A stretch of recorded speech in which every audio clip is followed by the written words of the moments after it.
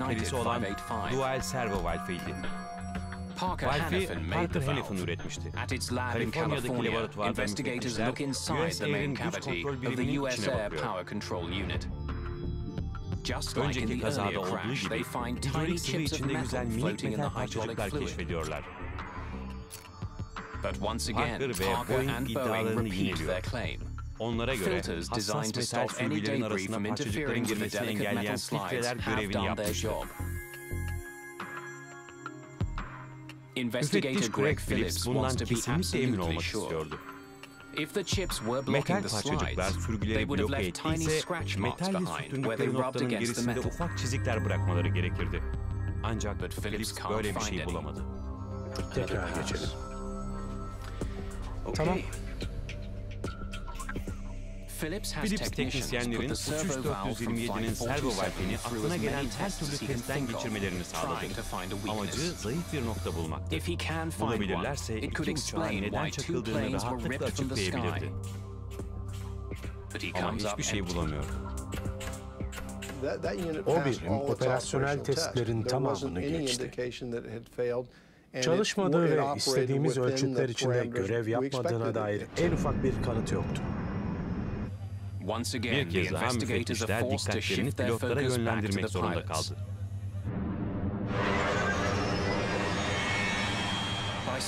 Uçağın uçuş veri kayıtçısını inceleyen müfettişler, jetin dümeninin bir tarafa doğru eğik olduğunu gördü.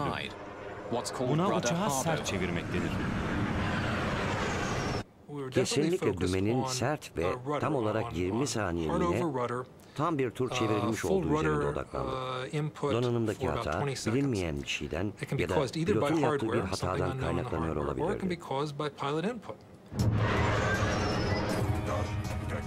First Officer Chuck Emmett, who was flying 427, did indeed step down hard on his rudder and then held it there while the plane plummeted towards the earth. Ortaya ürkütücü bir soru raised a grisly question. Yoksa was he trying to fly the plane into the ground? Bunlara bakınca ve bir pilot olduğum düşünülürse bunun mantıklı bir davranış gibi görünmediğini söyleyebilirim. Bu da neydi böyle? Human performance specialist Malcolm Brenner listens closely for evidence on the cockpit voice ses recorder. kayıtçısında ipuçları aradı. Bu durumda ağızlarının yanında mikrofonlar vardı ve onları gerçek hayattaki kadar hatta daha iyi duyabiliyordunuz. Evet, jet takımını görüyorum. Kokpit kayıtları, uçuş 427'nin kısa süre önce önlerinden geçen Delta Hava Yolları'nın 727'sinin jet takımından geçmelerinden sonra sorun yaşadıklarını göstermeye başladı. İki pilot da bu akıma şaşırdılar. Evet, jet takımını görüyorum. İkinci pilot cümlenin sonunu yarıda kesiyor. Jet akımını görüyorum. Bir daha jet akımı ya da başka bir şey konuşulmuyor. O noktada bir şey oluyor ve kaptan hay aksi diyor. O kadar sakin geçen bir uçuştu ki bir anlık sarsılma yaşadılar ve bunu beklemiyorlardı. Bununla birlikte pilotlar kontrollere geçtiler ve anında dümenle ilgili komut verdiler. Hay aksi.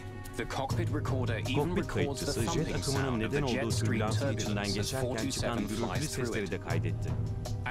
Uçuş 427 türbülansa girdiğinde Brenner sıra dışı bir şey duydu. İkinci pilot Emmett homurdanmaya başlamıştı.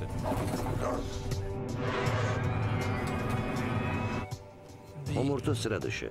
Kontroller pilotların homurdanmasına gerek bırakmayacak şekilde. Onlar insan kapasitesine göre tasarlanmıştır. Bu yüzden birinin homurdanması acil bir durum yaşandığının tipik göstergesidir.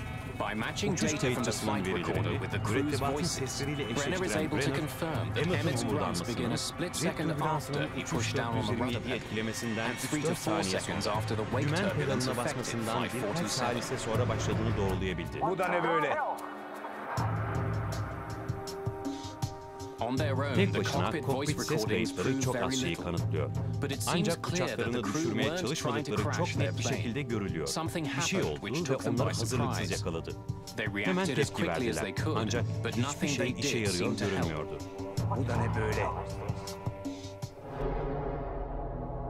427 kazasının üzerinden neredeyse 2 yıl geçti ve incelemeler durma noktasına geldi. Şimdi 737 şaşırtıcı derecede benzer şekilde düşmüş ve müfettişler nedenini hala bulamamıştı. Aylar yıllara dönüştükçe hepimiz hüsran yaşıyor. Neyi atlıyorduk? Kişisel hayatları üzerinde de etkisi oldu. İnanılmaz uzun saatler boyunca çalışıyorlardı. Bunu düşünmeyi hiç bırakmadılar. İnanılmaz bir güvenlik geçmişi olan bir uçakla uğraşıyorduk. Gerçekten de 30 yıl boyunca bu modelin harika bir uçak olduğunu söyleyebilirdiniz. Ancak biz yine de bir şeylerin ters olduğunu kanıtlamaya çalışıyorduk. Hep aklınıza geliyordu. Bir noktada kabus bile gördü. Üçüncü bir 737 kazasının yaşanmasından dolayı bir kongre araştırma komitesinin önünde sorgulanırken ecel telleri döktüğünü görmüştü. Tom'un rüyasında tüm kameralar ona doğrultulmuştu. Ve kongre üyelerinin biri tüm filoyu niye yerde tutmadın diye sordu.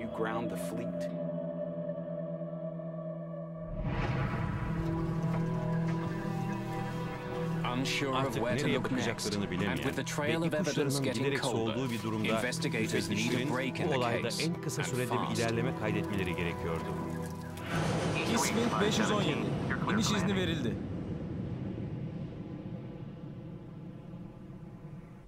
On June 9 Haziran 1996'da nihayet aradıkları çıkışı yakaladılar. Kaptan Brian Bishop is on final approach to Richmond, Virginia, when, without warning, his east wind jet rolled sharply to the right.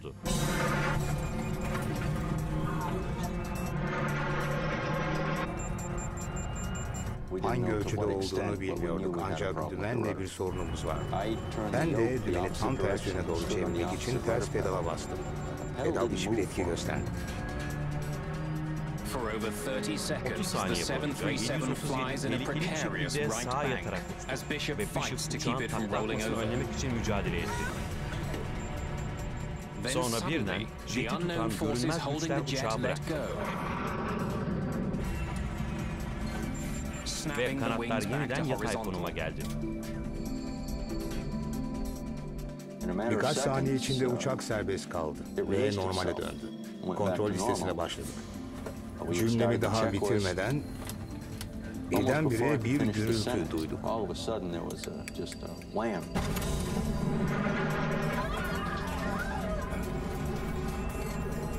For a second time, the 737 is pushed onto its side. For 30 harrowing seconds, the 737 takes on a life of its own.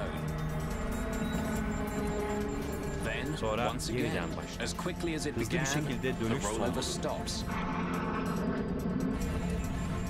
İkinci seferin ardından ikinci pilota baktım ve acil durum bildir dedim. Kontrolörlere uçuş kontrolü sorunu yaşadığımızı söyle.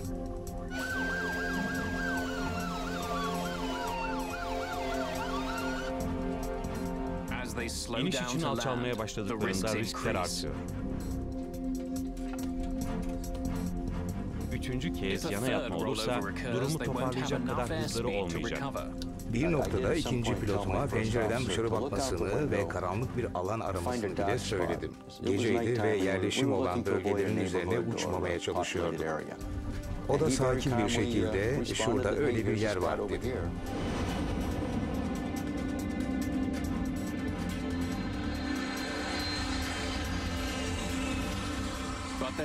Ancak üçüncü bir yana yatma olmadı. Bishop uçuş 517'yi hızlı ve yüksekten yaklaştırıp güvenli bir şekilde indirdi. Bunu yaptığımız sırada bacaklarımın titrediğini fark ettim. Uçağı terminale yanaştırdık ve anons yapmak üzere elime mikrofonu aldım. Neler olduğunu insanlara açıklamaya çalışacaktım.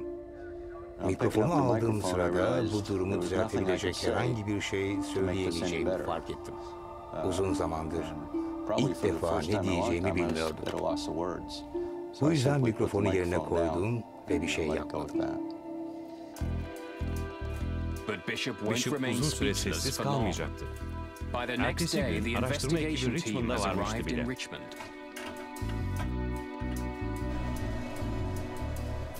Uçuş veri kayıt cihazında hasar yoktu. Uçakta hasar görmemişti. Hemen olay yerine gittik. Uçak biz oraya gelene kadar yerinden kımıldatılmadı. Federal Havacılık ve NTSB'den çok sayıda insan vardı ve bizimle konuşmayı çok istiyorlardı. NTSB bu sayede büyük bir gelişme kaydetti. Çünkü ellerinde dümenle ilgili sorun yaşayan, zarar görmemiş bir uçak, hayatta olan ve yaşadıkları hakkında konuşabilecek bir pilot vardı. Uçak sapasağlam olduğu için benden daha mutluydular. Bence bu olay araştırılacak daha çok şey ortaya koyuyordu. NTSB müfettişleri İsveç uçuş 517'de yaşananların uçuş 427 ve 585'te yaşanan olaylarla şaşırtıcı şekilde benzer olduğunu keşfetti.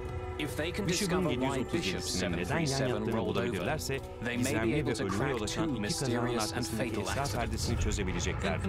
Ne oldu diye sorduk. Dümen pedalıyla ilgili bir sorun olduğunu söylediler. Pedal bir türlü inmiyordu. Dümen pedalının üzerine çıkmıştım ama onu bir türlü bastıramıyordum.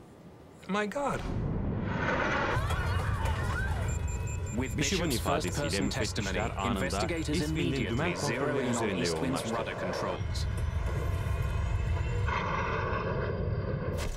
Güç kontrol ünitesi yerinden çıkarıldı, incelendi ve tekrar test edildi. Ünite mükemmel çalışıyor. Herkesi şaşırtacak ölçüde. O uçağı olduğu gibi test ettik. Tek parçaydı. Onu baştan sona kadar aradık. Onunla uçuş testleri gerçekleştirdik ve tüm testleri geçti.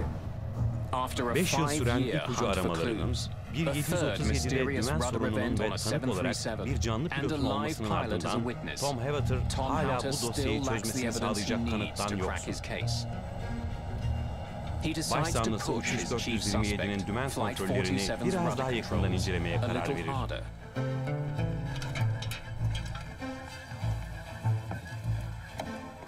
Adamlardan biri orduda termal şokla ilgili bir test yaptıklarını söylemişti. Erişim düzeneği çok soğuk olur ve buna çok sıcak hidrolik sıvı eklerseniz çok tuhaf bir şekilde hareket etmesine neden oluyordu.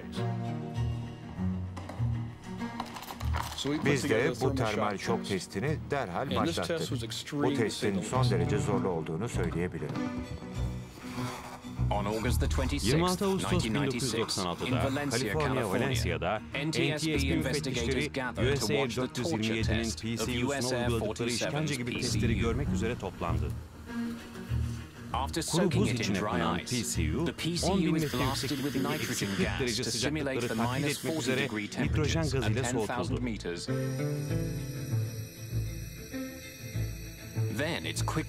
Sonra içine çabucak aşırı ısıtılmış hidrolik sıvı eklendi ve çalışması için komut verildi. Orada durmuş aktüatörün sola ve sağa ve sola hareket etmesini dinliyordu. Sonra durdu. Ve durması için bir komut verilmişti. Takılıp kaldı işte. Hiçbir şekilde çalışmıyor. Bir bak şuna. Sistem müfettişi Greg Phillips, şimdi valfin parçalanmasını ve çizikler olup olmadığının kontrol edilmesini istedi. Hiçbir şey bulamadılar. Şuraya bak. Hiç iz yok. Neredeyse kusursuz bir suçun çözümünde önemli bir adımdı. Dümeni kontrol eden valfin sıkışabileceğini ama geride hiçbir iz bırakmayabileceğini kanıtlamışlardı. Tom Haverter ve ekibi dünyanın en popüler yolcu uçağının dümenini kontrol eden küçük bir hidrolik valfin uygun koşullar altında kilitlenebileceğini keşfetmişti. Bu inanılmaz bir keşifti. Ancak müfettişler için sırada şoke edici bir sürpriz daha vardı.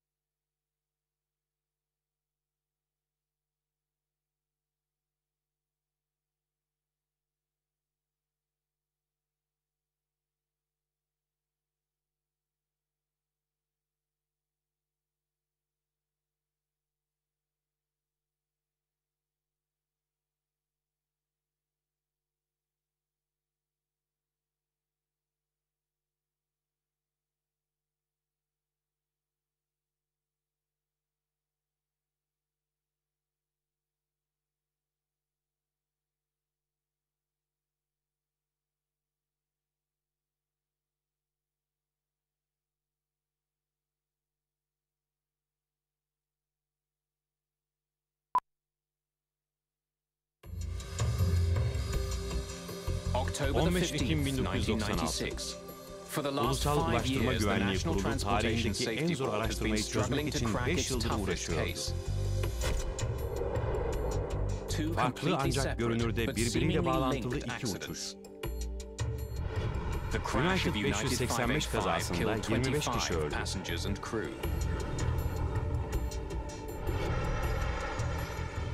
3 yıl sonra US Air'in 427 sayılı uçağında yaşanan felakette 132 kişi daha can verdi.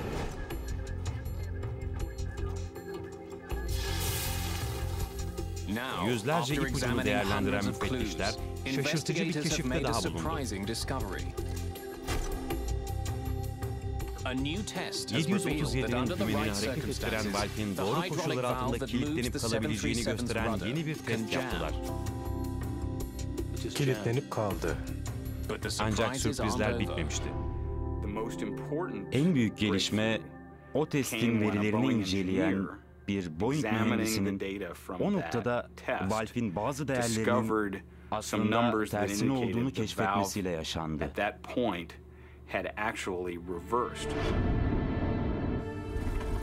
Aman Tanrım.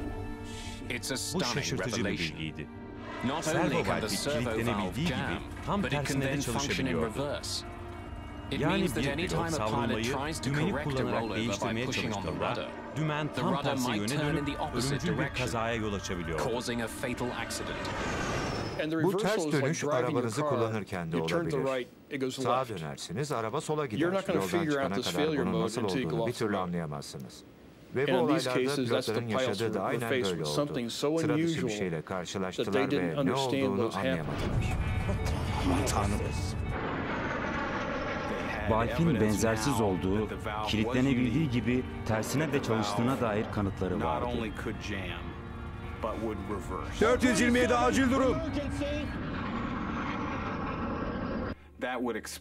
Bu ikinci pilot Chuck Emmett'ın ayağını neden dümen pedalında tuttuğunu açıklayabilir.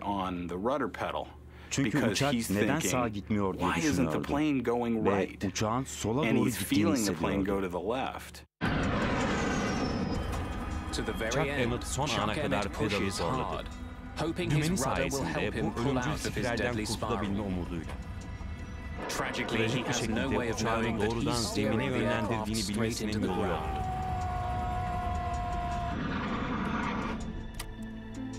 Colorado Springs'e gidip de midemin bulanmadığı hiç olmamıştır.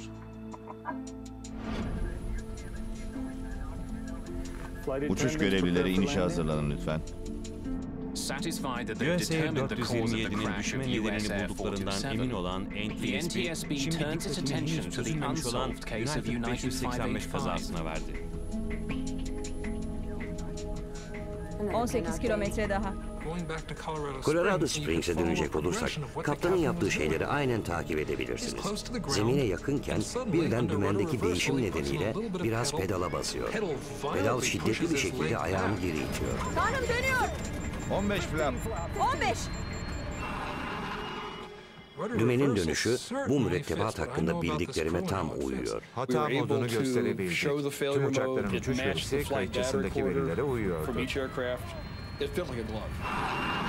United 585'e uygulayabileceğimiz daha fazla bilgimiz vardı ve bu şekilde kaza raporunu yeniden yazdık. Aman Tanrım! Aman Tanrım! Dümenin dönmesinden çarpışmaya kadar geçen süre 10 saniyeden azdı. 585'in uçuş ekibinin uçağı ve yolcuları kurtaracak zamanı olmamıştı. İncelemenin ardından 737'nin ve tüm havacılık sektörünün güvenliğini arttırmak için köklü değişiklikler yapıldı. Pilotların uçuş sırasındaki sıra dışı durumlara tepki verebilmesini sağlayan yeni eğitim protokolleri hazırlandı. 737 pilotunda pilotlar artık dümen sapmalarına karşı nasıl tepki vermeleri gerektiği konusunda eğitiliyor. US Air 427 kazasını düşünecek olursak mürettebat bugün bildiğimiz bilgilere sahip olsaydı sanırım o akşam Pittsburgh'e güvenli bir şekilde inebilirlerdi. Federal Havacılık Kurumu, Boeing'den dümenin dual servo valfini yeniden tasarlamasını ve tersine çalışmayı önlemesini istedi. Boeing, dünyanın dört bir yanındaki valfleri değiştirmek için yüz milyonlarca dolar harcadı. Güvenlik kurulunda sevmediğimiz şeylerden biri nedeni belirsiz bir kazadır. Çünkü bu şekilde güvenliği artıracak bir değişiklik yapamayız. US Air 427, United 585 sayesinde artık çok daha güvenli.